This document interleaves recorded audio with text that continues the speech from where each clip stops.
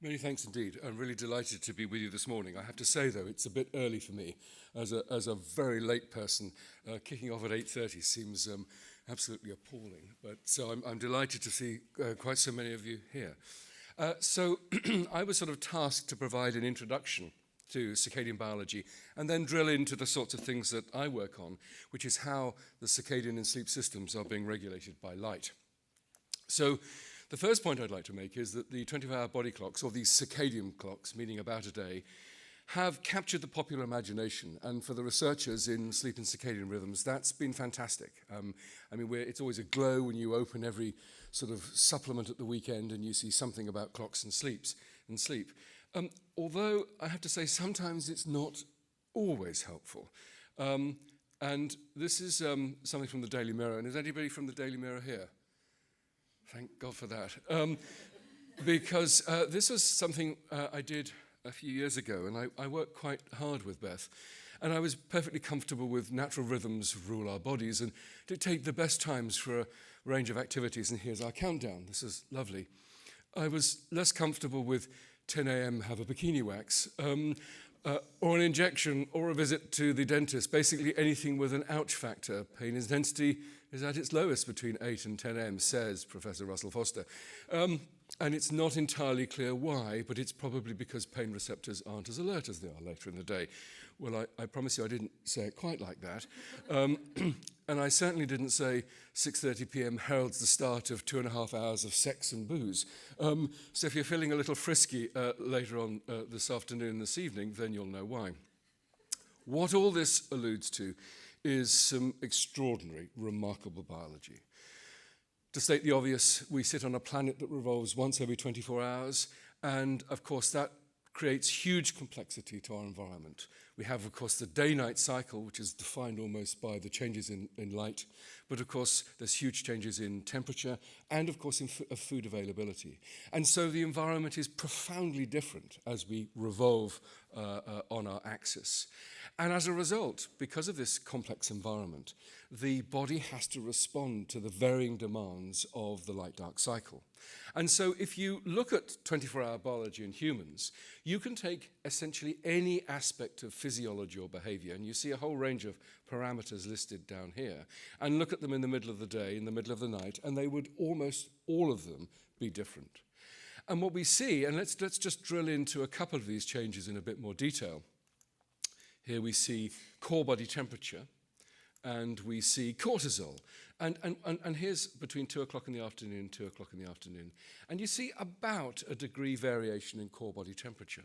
So in anticipation of nighttime, core body temperature begins to drop, and it gets to its lowest point at around about 4 o'clock in the morning. And then in anticipation of activity and increased metabolic rate, increased muscle action, core body temperature rises.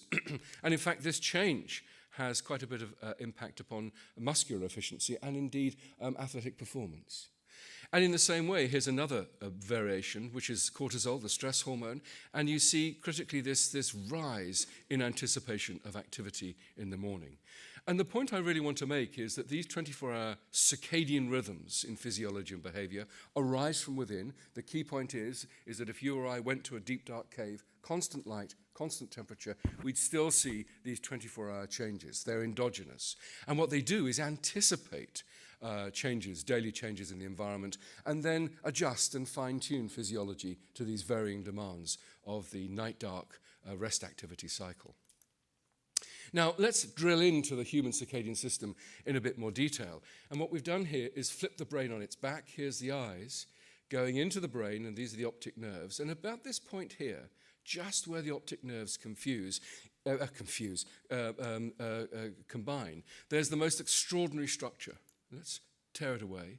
And it's called the suprachiasmatic nuclei. It's a paired structure, and you see the little yellow dots are the cells, and the red are the fibers. What's turned out to be extraordinary is that this is the master clock within the brain. If this area of the brain is damaged, then our 24-hour patterns of behavior are lost, they're gone. And a fairly recent discovery in the past, 15, 20 years, has been that you can take one of these little cells out, stick it in a dish, and it will show 24-hour oscillations. So what that told us is that the clock is not a whole bunch of cells interacting to produce a 24-hour output, but individual circadian cells tick away within the brain.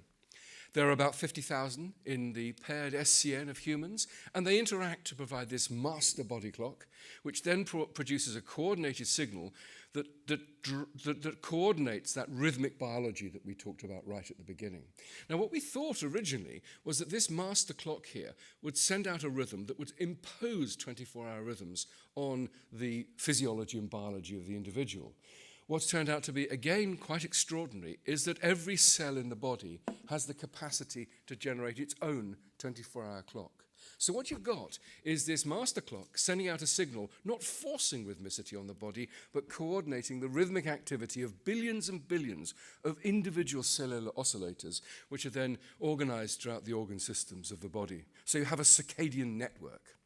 Now, this internal timing is of no use unless the clock is set to the external world. And for that, the primary signal in humans is the light-dark cycle detected by the eye, which then sets the clock, which then in turn coordinates rhythmic activity. Classic mismatch between internal and external time would be jet lag. So let's look at an individual who's normally sighted, and we see here day 1, day 2, day 2, so we've got a 48-hour time base. The point is that this is midnight here, and this person is going to bed a little bit after midnight every day, and they're getting up a little bit variably. It's a student, so it's a bit noisy, but they're perfectly fine. But here's an individual with no eyes. They've lost them in a tragic accident, and you see that their clock, of course, ticks, but it then drifts through time. There's no way that this internal clock can align to the external world.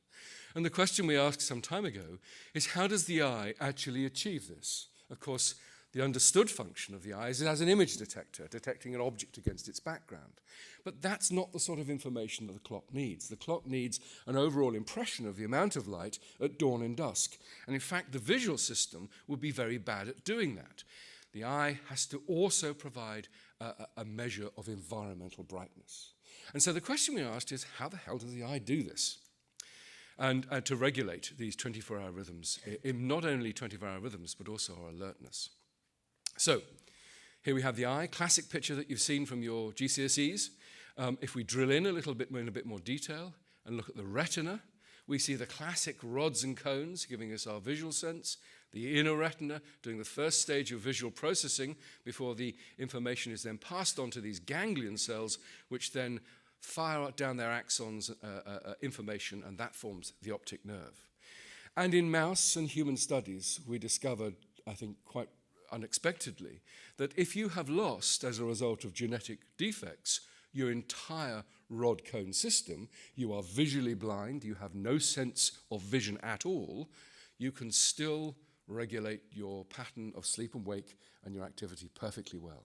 And that then led to the discovery that there's a third receptor system within the eye.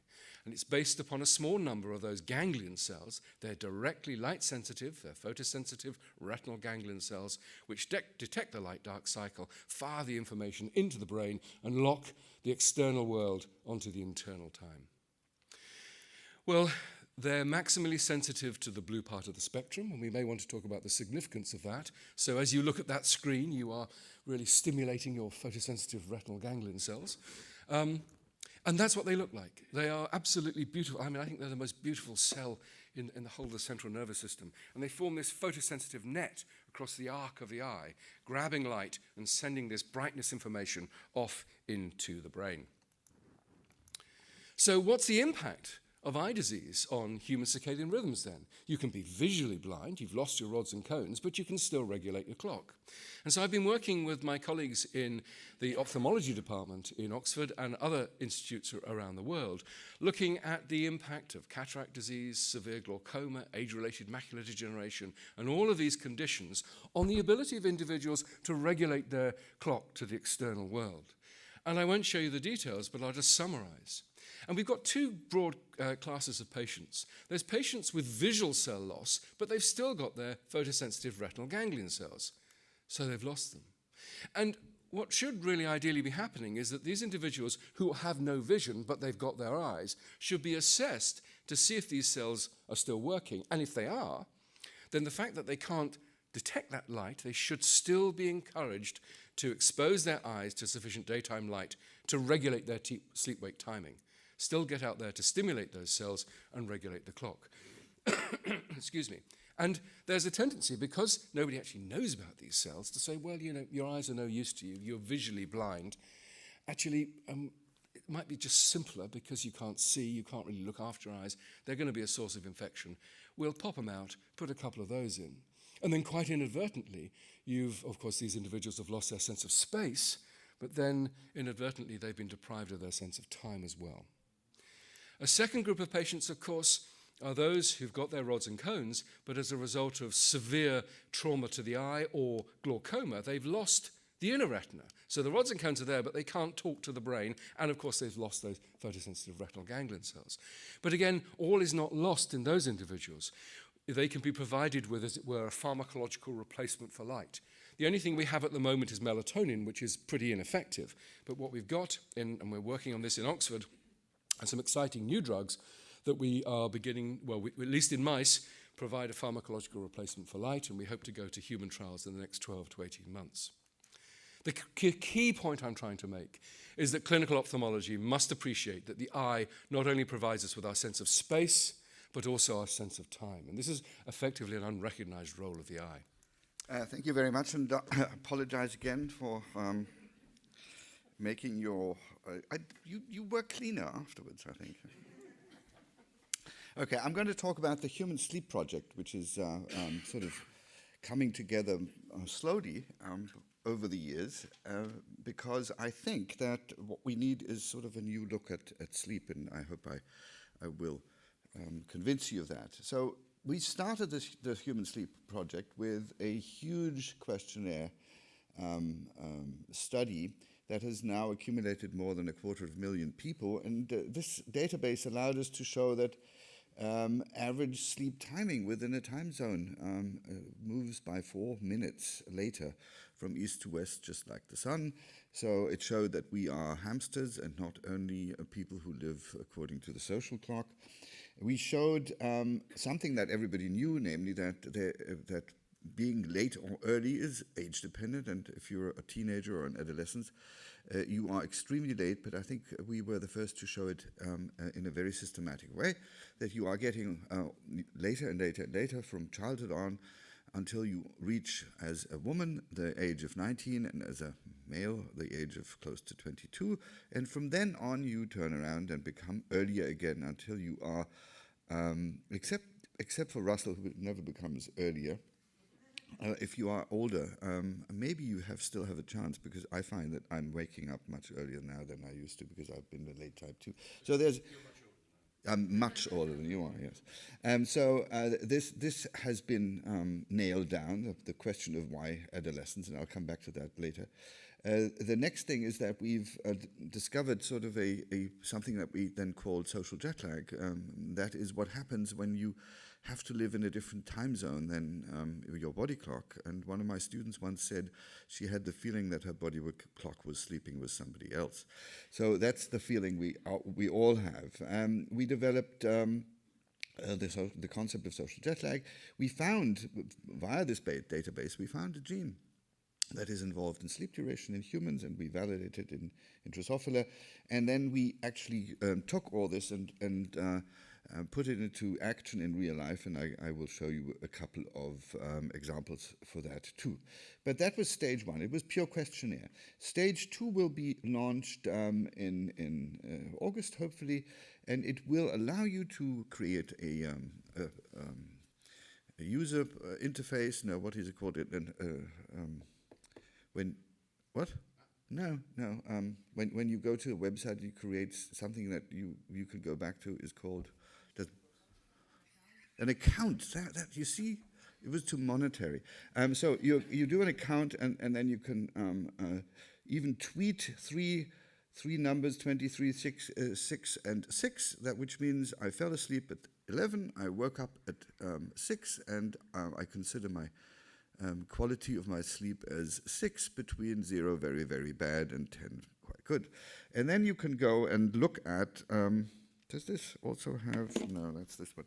You can look at your sleep logs, which in this case, I'm showing you what the result of sleep logs compared to the result of actimetry, so it's not bad.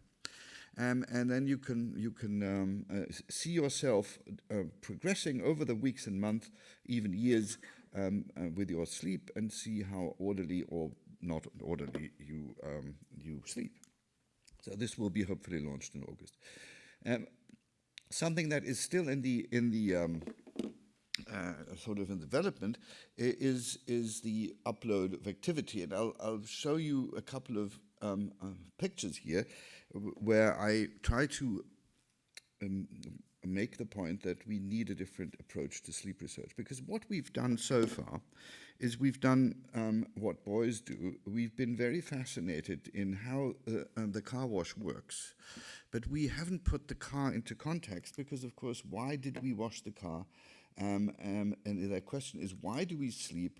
The function of sleep is to make us fit for being awake. And I think we can only understand sleep in the context of wake and sleep. And we can only do that if we, as we have done with questionnaires, look at many, many, many people at the same time. And you can't do that if you look at them in the sleep lab. You have to reduce your recordings, and that's what we have done, and I'll show you how we do it. We record with these little things activity, and they also record light, and we can make a lot of sense of what you're doing, or what we are all doing, once we have these two very simple measurements. And that's why the phase 3 of the Human Sleep Project is to create a database, and the database is there, but we have to connect it to everything else and get all the things together before we can launch it. A database where everybody can load up their activity recordings, and then they will get feedback on how they slept, what their chronotype is, and so forth. So how do we use activity for analyzing sleep? This is a normal activity recording double plot, 24 hours here for the first day, and then again 24 hours here for the second day, so that we can see what's going on over midnight. And this is the activity, and you see that there is a little bit of activity during sleep, nothing compared to our active phase, but there is activity which we have transformed into something which we call locomotor inactivity during sleep. And when you look at that, you find that it is actually a very, very nice analogy to what the sleep lab can get out of you, and that is the rhythm, the 90-minute rhythm of the non-REM sleep. It has nice dissipation overnight. If you look at, 20,000 nights, you find that the median of this distribution is around 110 minutes. So it's very close to what we already know. We've been validating this whole thing against, and that's the red traces against what we can measure in PSG in the sleep lab. And the blue is what we get out of the simple actimetry. And without going into details, you can see that the validation of what we can get out of this simple device is very close to what you can measure, with much more detail, of course, but with much more expense and constraints in the sleep lab. So what can we do with these things? This is the recording of light, also as a double plot, of a shift worker. And we can use this recording of light to estimate where the corridor is provided by the circadian clock where people sleep best. We also know, of course, in the shift workers when they work, so when they can't sleep or shouldn't sleep. And then we can put these things together and estimate a corridor of where they probably would sleep.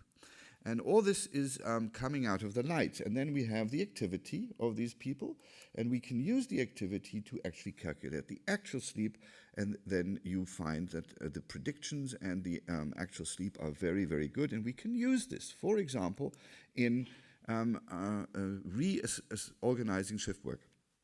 And that's what we've done here. Together with the steel company ThyssenKrupp, we took their shift work schedule, and we didn't really change any proportions of it, but we did change where we put people according to their chronotype. And so very early chronotypes didn't have to do night shifts, very late chronotypes didn't have to do early shifts, and so forth.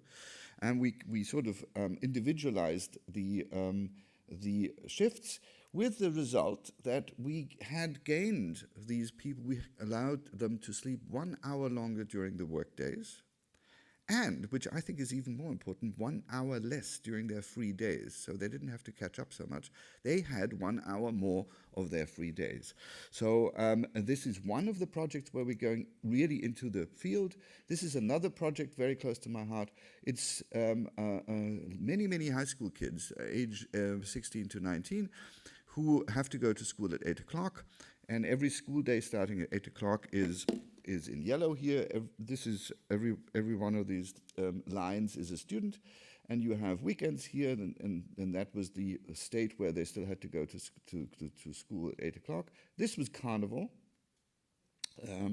and now we introduced the possibility of going to school at quarter to 9, and this is the self-choice of the students to do this. And again, we have had, this was this year, and we're just going through the data. The remarkable thing is that all the people say that if you give them an hour later, they will go to bed an hour later. That's not true. They actually gain some sleep, about 20 minutes per day, which is not huge, but it's okay. But interestingly, we have provided them with the longest sleep they've ever gotten, because this is the 8 o'clock school time, this is the free day, and this was carnival, and this is the school day where they can go to school an hour later, and we all know that our performance is much better if we get enough sleep. Okay.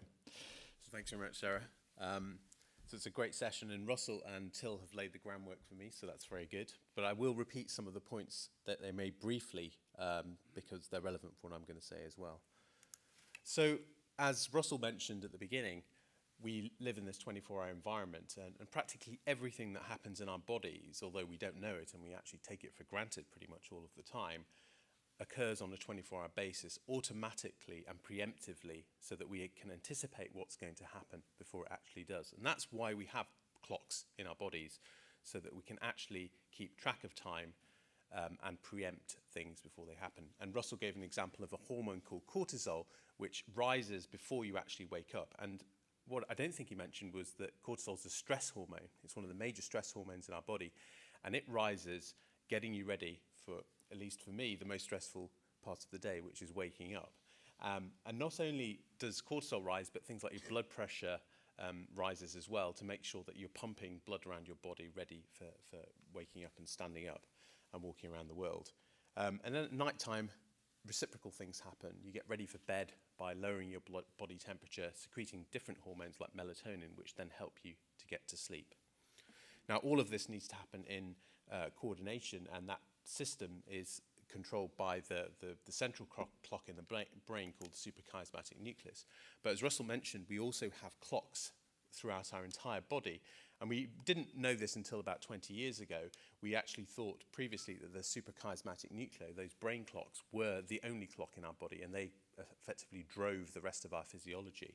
But we now know that every single tissue, so lung, liver, muscle, have their own intrinsic biological clockwork. So if you were to take those tissues out and put them in a petri dish, they would actually oscillate with a 24-hour rhythm, despite no one telling them what time of day it was. And you can also do that with cells throughout the body, including your skin cells, for example, and they will exhibit 24-hour oscillations. And the pictures you're seeing here, these sine waves, which go up and down every single day, are actually real data from experiments that have been done in the lab. So this is stuff that actually happens in the laboratory when you look at the molecular rhythms in those individual cells and tissue. So the consequences of having these oscillators throughout your tissues in your body is that things can go wrong in them when you do things like jet lag your body. And we're increasingly recognizing the fact that when you cause desynchronizations or problems associated with jet lag, this has consequences for all of these different tissues. So in the brain, we understand that problems with the clock network is involved in various things like Alzheimer's disease, other neurodegenerative conditions like Parkinson's disease and Huntington's disease have consequences for both sleep and the biological clockwork. The immune system is regulated by the clockwork. So if you mess up your clockworks with jet lag and shift work, then your immune system is also going to be affected by that perturbation. And then things like the heart, cardiovascular function, whether your rhythm generation in your heart is normal or not is dependent on the clockwork, and also things like cardiovascular disease, which I'll come to in a minute. And then all of these tissues down here, the liver, pancreas, fat tissue, and muscle, all have consequences when you shift the body clock around. And they result in what we commonly term metabolic syndrome, which is quite similar to type 2 diabetes in terms of its consequences. And we're increasingly realizing that that's one of the major consequences of clock disruption in the real world now.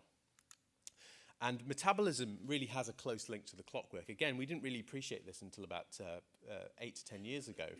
But it's pretty obvious when you think about it. So as humans, we have adapted so that we eat in the day and we sleep at night time. That's kind of physiologically what we're programmed to do. So that's what our hardware says we're supposed to be doing.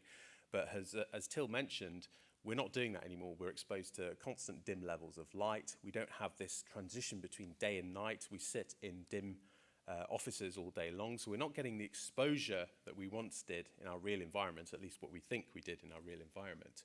But what's definitely clear is that we're programmed to eat in the day and not eat in the nighttime, if you like.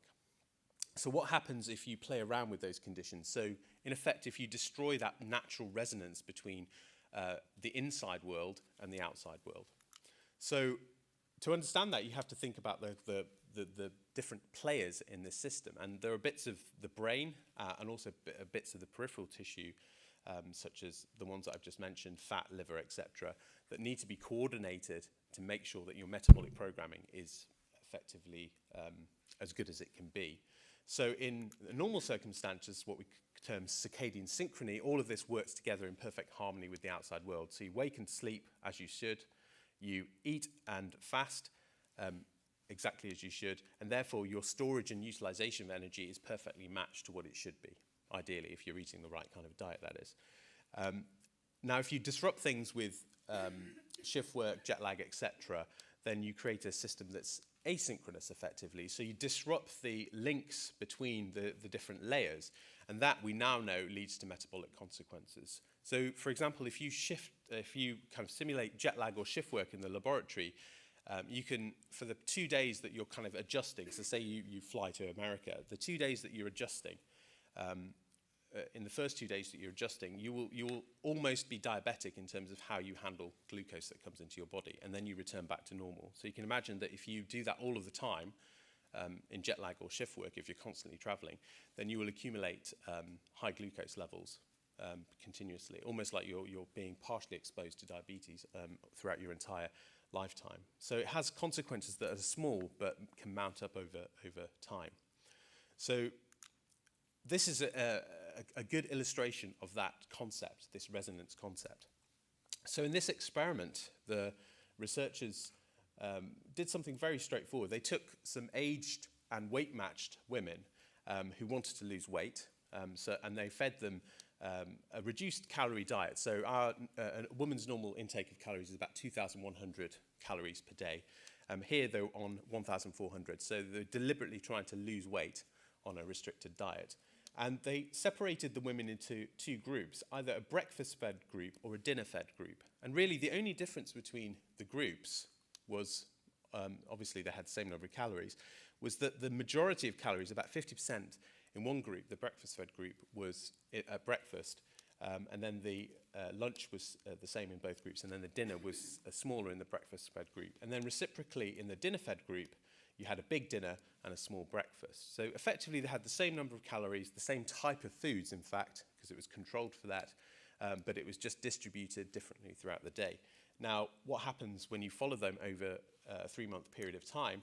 Well, you see that the breakfast-fed group, the ones in black here, and this is body weight shown on the axis, they dropped their weight, as did the other group, faster, but they also attained, after 3 months, a significantly different weight loss, which was about 6 kilograms, so not insignificant over 3 months.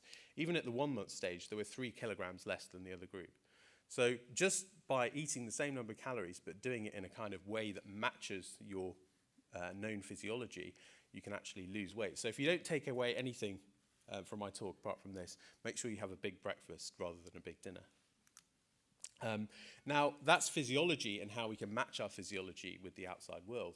But it turns out that disease actually varies throughout the day as well.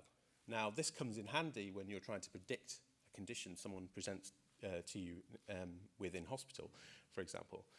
So this shows midnight and then midday, 6 a.m. in the morning, 6 p.m., and effectively a kind of 24-hour cycle here, and you're sleeping here. So diseases like asthma tend to occur about 4 o'clock in the morning. So that's their average incidence. And that's because the airways, which allow air into the lungs, are actually restricted more at that time of day. Now, about 6 a.m., at 7 a.m., when that cortisol rise is happening and your blood pressure is increasing, you're more likely to get a heart attack and stroke. And that's because at that time, as I said, your blood pressure is rising, but also your blood's ability to clot is also increased naturally because of factors controlling that process in the blood. So you're more likely to get these conditions at that time of day. It's just a consequence of your clockwork. And then at night time, other things like ulcers and pain increase because, as Russell said, because your receptors are essentially more alert at that time of day, although I didn't think he said that. So you get natural variation in disease. And one of the things that we work on in the lab, actually, and this is going to be published soon, is viral infection. So we didn't really know a lot about how viruses, which are these tiny microbes in our environment that cause flu and things like mouth ulcers, and this was actually a herpes virus, the thing that causes ulcers around the mouth. If you infect mice, or indeed cells from the mice, so this is a cell level phenomenon with viruses at different times of day. So if you see big differences in terms of how they infect the cells and the animals. So if they're infected in the daytime, like this orange profile shows, you can see over a few days that the amount of virus increases and then decreases in this pattern. If you infect them initially at the nighttime, you see that the amount of virus that enters the body and spreads is far less. Okay, so you get this natural variation in your responsiveness to effectively a virus infection, which may have consequences, obviously, for how you get exposed to things like vaccines and also the disease itself. Now, what's more interesting is when you take out the clock, and you can do this with various genetic manipulations in mice, they now don't know what time of day it is, effectively. They're kind of desynchronized. Now, if you repeat the same experiment and give them the virus at these 2 times of day, you don't see any difference. And more importantly, the trace that you see is actually very similar to the trace that you saw where you got the maximum infection. So effectively, you're set to be more susceptible to infection when you mess around with your clockworks. So again, that has consequences if you think about it for people who do shift work, because they may be more prone to viral infections because their clock is effectively scrambled. And this isn't something we've really appreciated before. We just assumed that we wouldn't have any negative consequences from messing around with our clocks, particularly with respect to the immune system. But I think this is pretty good evidence that there is a definite consequence. Thanks, Sarah, and thanks to all of my colleagues who have done a wonderful job. What I want to tell you about today is some tips and tricks and tools that are coming out, and actually scientists are using these to collect data to even better understand what we're doing with our clocks in modern society. So this is a picture of Europe. We're here at ESOF, and Europe at night, taken from the International Space Station. So this probably looks very different than Europe did 50 and definitely 100 years ago. You can see the large amount of light that is pretty much constantly in our environment. As the previous speakers have mentioned, at night we don't get that transition that's so important for our circadian clocks. And this really leads to a lot of different dysfunctions. So circadian dysfunction has been linked to obesity, decline in cognitive performance, also heart attacks. Things like this are all increased in prevalence because of some of the circadian dysfunctions that we experience today. So can technology also help us survive in our 24-hour society? So I'm going to talk about 3 different apps that are out there right now and what they've been doing and some of the data that they've collected. But first, just to talk about how clocks evolve. This is, again, a activity rhythm that you've seen some of the other speakers bring these up. And we have 2 days, double plotted here. So day 1, day 2, day 2, day 3, day 3, day 4. And the black ticks are evidence of activity. And I hope what you can appreciate from this activity rhythm is this individual is arrhythmic. This is actually human activity data taken from an infant during the first several weeks of life. And any of you who are parents in the audience, probably this is painfully familiar. But what happens over time is that rhythm starts to consolidate, and we see the free-running rhythm that Russell mentioned, that even if we were all living in caves in constant conditions, we would still have a biological clock, but it just drifts through time. So this is the point where the new parents are very excited that their child is sleeping for more than 2 or 3 hours at a time, but they're just doing it during the day, and then they're awake all night. But eventually, we entrain to the light-dark cycle, and we're awake during the day and asleep at night. But as Till mentioned, we all entrain a little bit differently. So there are some of us who are, and this is a really nice infographic that I pulled from the New York Times, looking at some different creative individuals and their preferred sleep patterns.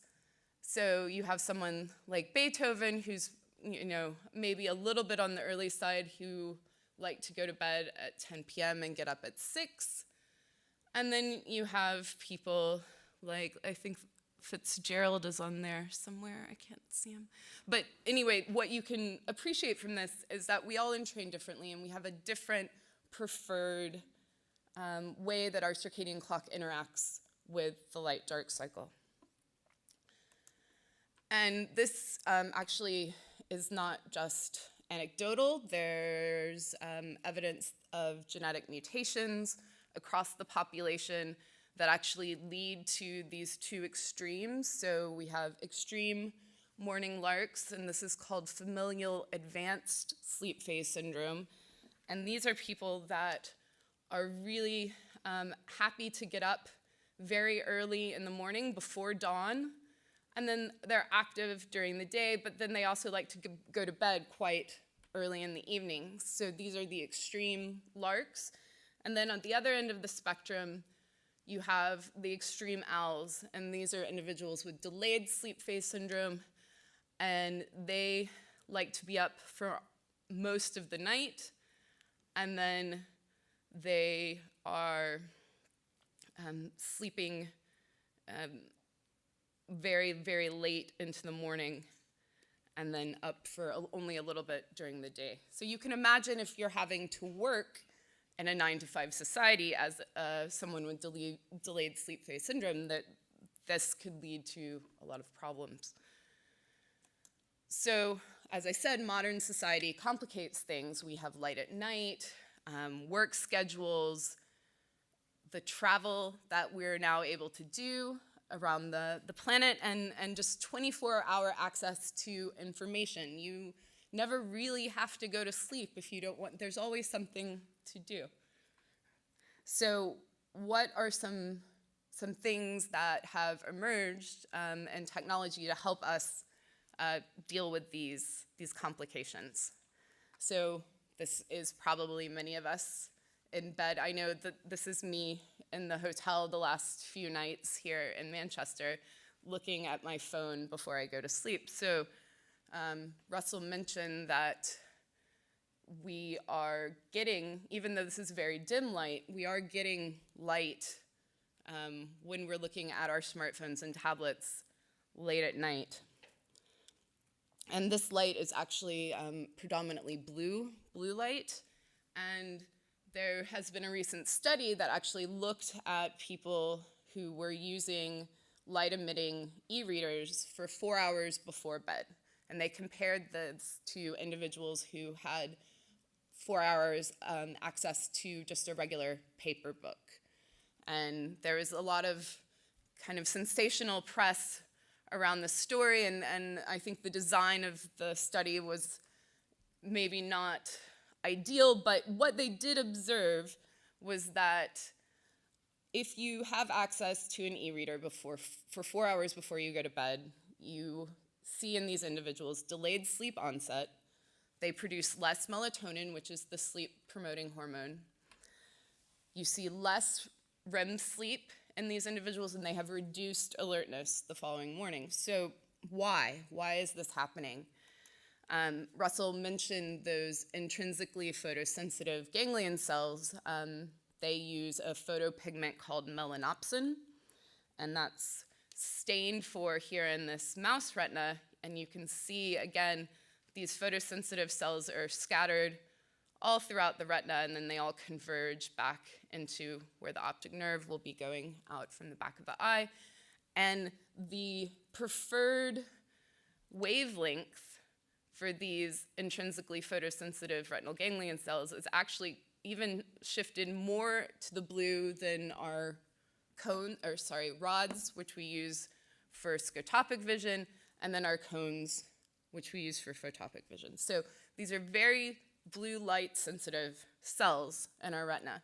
So now we have apps. There have been apps available on the Android phone now in the new iOS 9. The iPhone has decided to use just a dimming of these blue lights at night. So the phone uses the Wi-Fi network to see where you are on the planet, to look at the light-dark schedule there, and if it's at nighttime, it will automatically dim those blue light LEDs in your phone, and then the next day, your phone reverts back during the daytime to its regular illumination pattern. So this is already implemented in iOS 9. So that's one app that's already out there. Another complication that I mentioned, modern travel. So last year from Heathrow, we had 3 million passengers traveling to New York, 2.5 million to Dubai, 1.5 million to LA, same number to Hong Kong, and a little bit over 1 million to Singapore. So we're constantly going everywhere. What does this do for our clocks? So again, as mentioned before, that internal clock in our brain, our suprachiasmatic nucleus, which is located really at the base of the brain, essentially right here, and it's receiving light from our retina, but then when we travel, we're getting light input that's aberrant to the timing our internal clock thinks.